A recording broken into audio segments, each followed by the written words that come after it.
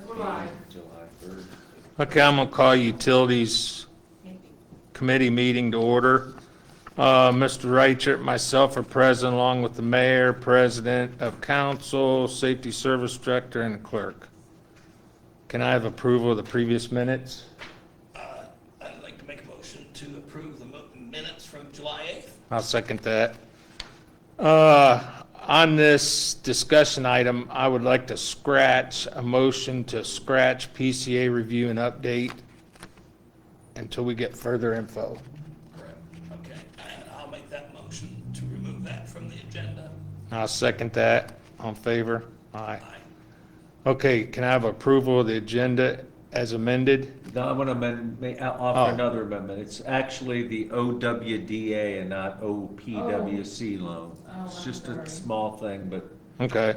So change it to yeah, OWDA. OWDA. Yeah, Okay. please. Discussion item A will be instead of OPWC, OPW, WDA. OPW, whatever. Yeah. I'll second that. On favor? Aye. I'll make the motion to approve the amended agenda. I'll second that. On favor? Aye. Okay. OWDA loan. Okay, in a thorough review of both the expenses in the water fund, but in this case, in the debt part of the expenses. You know, you tend to look at the labor, the operating costs, in one of several debts that is part of the water fund, there is this loan that goes back into the early 2000s, and there's a accompanying ordinance. It was passed in 2004, although I think the project planning was a little bit before that. And it's Mueller Street Sewer, storm sewer, which really picks up Edgewood, Beechwood, and that part of the northeast part of town, if you will. And it also includes repairs that were done in Heisey Park along the Olentangy. Baskets. Baskets. The description of the loan is stormwater improvements on the loan summary from OWDA, so it's clearly stormwater improvements. There's also about $400,000 that's unidentified in the ordinance that was passed. But the total is $1.2 million that was borrowed.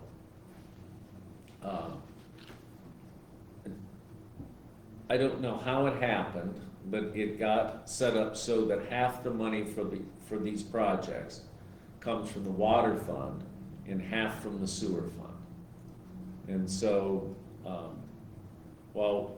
as I was just mentioning with Nikki, this year's payments remain January and July. This year's payments have most likely been made. But I'd really like to have council consider, I'm not even sure that we can correct what was paid in '21 and pay it out of the right fund, although we'll take a look at that. It'll stack up with some other priorities in the auditor's office trying to get that aligned. But definitely going forward, we still owe $773,000 on that. And so my recommendation is to transfer that debt service, continue to make the loan payment, we borrow the money, but transfer the fund to the stormwater fund and away from water and sewer.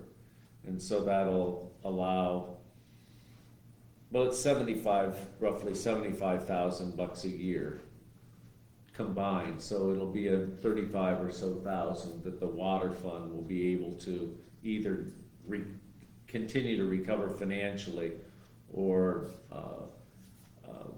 free it up for other improvements that we know are coming down the line from EPA's review of the plan. So I just wanted to bring that to your attention.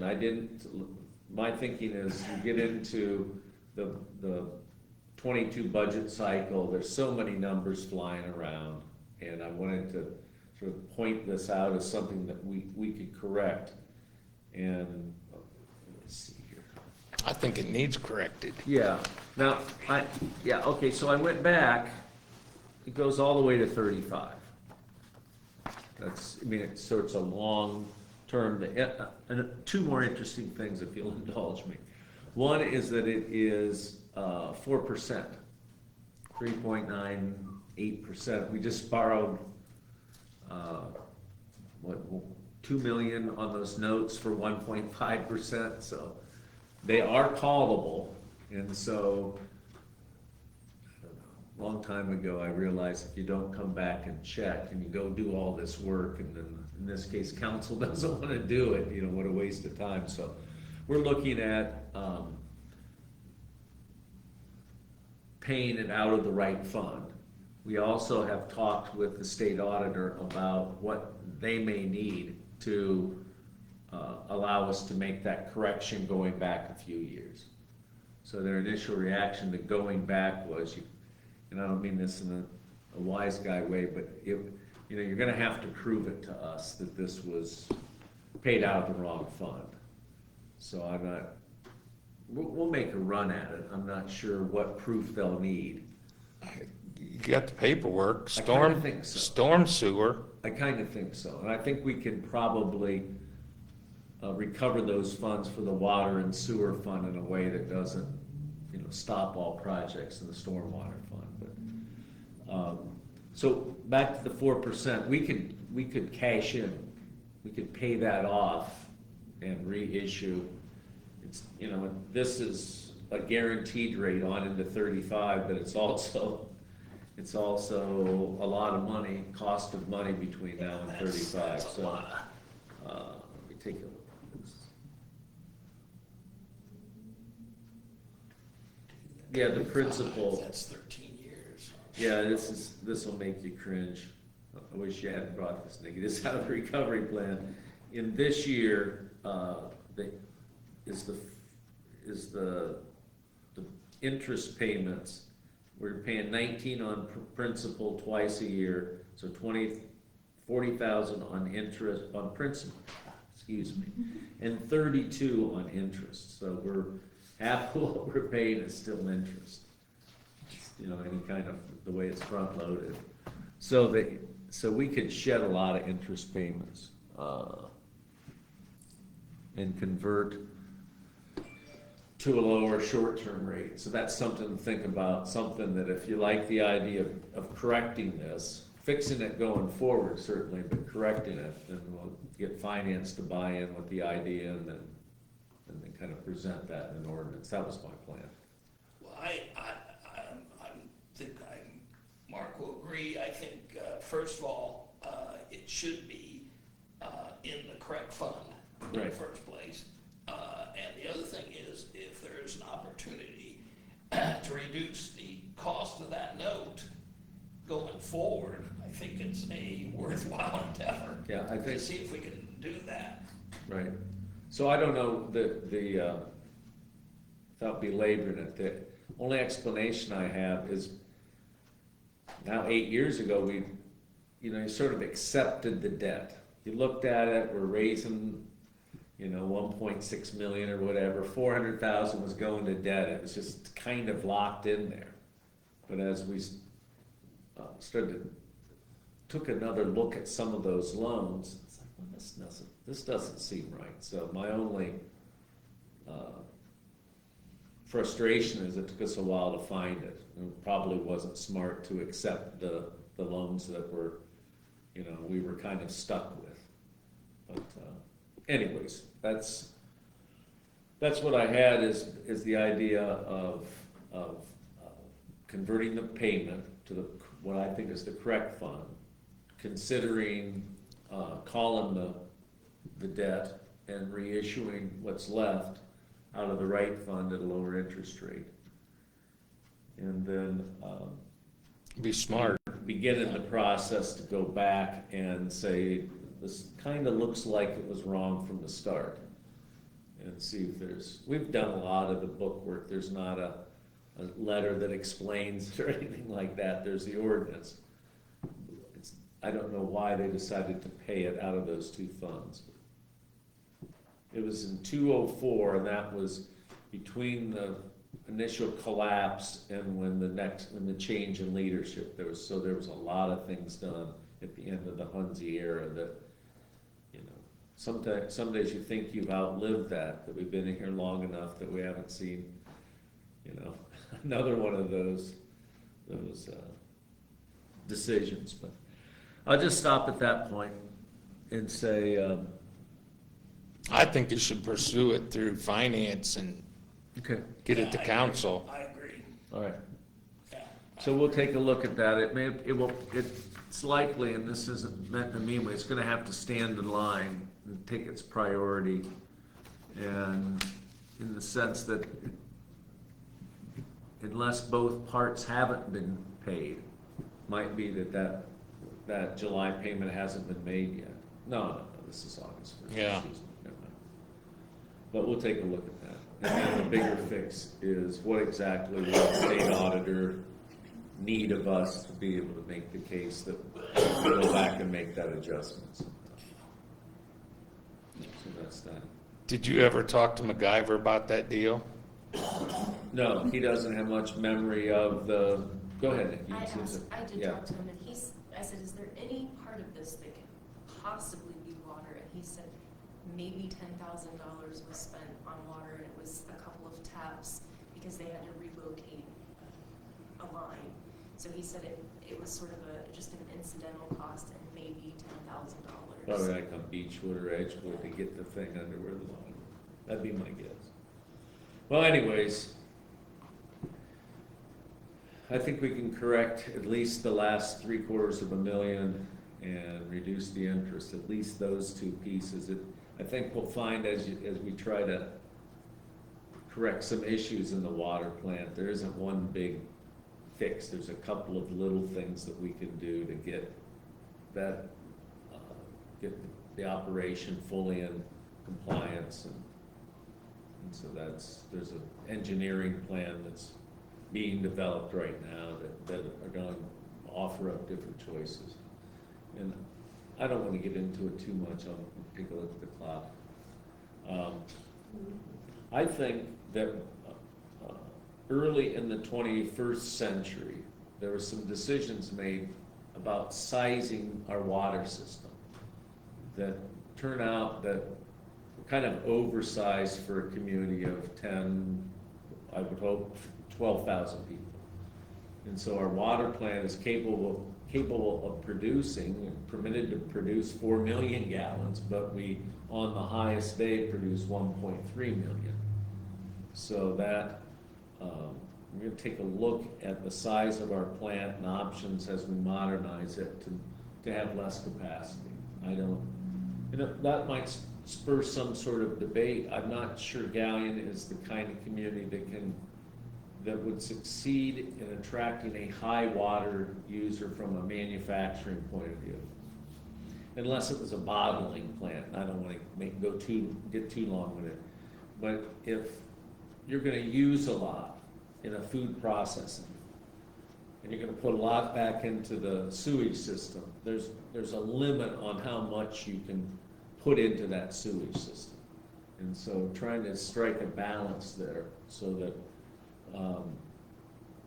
we're not producing more water than we need without complaining about something we can do little about. The 2 water lines east of town are real high maintenance water lines.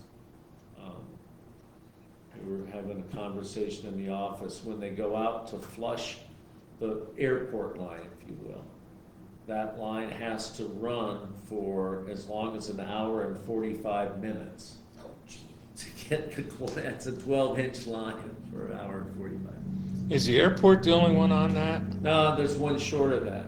There's one customer, I believe, in between.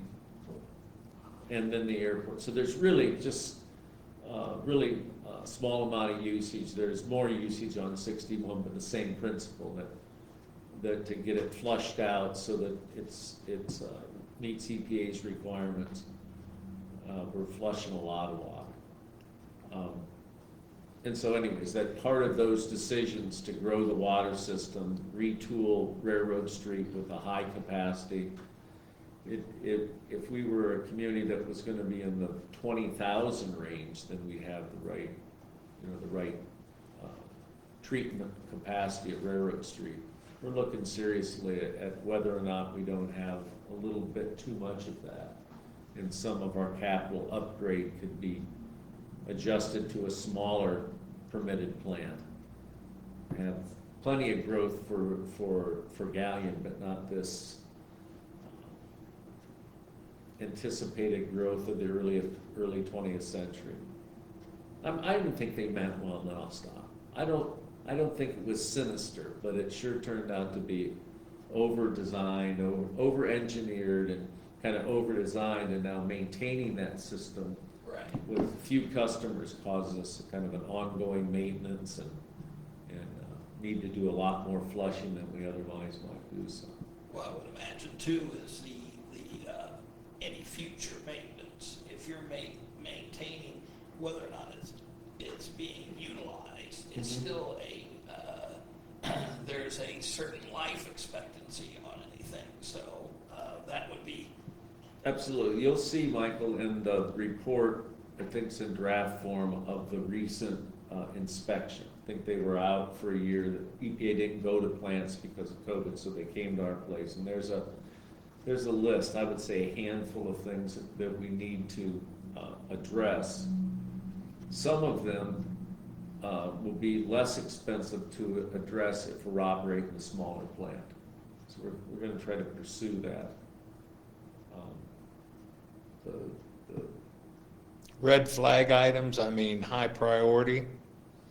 I think we were working upstream on that. I think Jaime saw that coming. Getting the clarifiers rehabbed and then in a position to be maintained is probably the biggest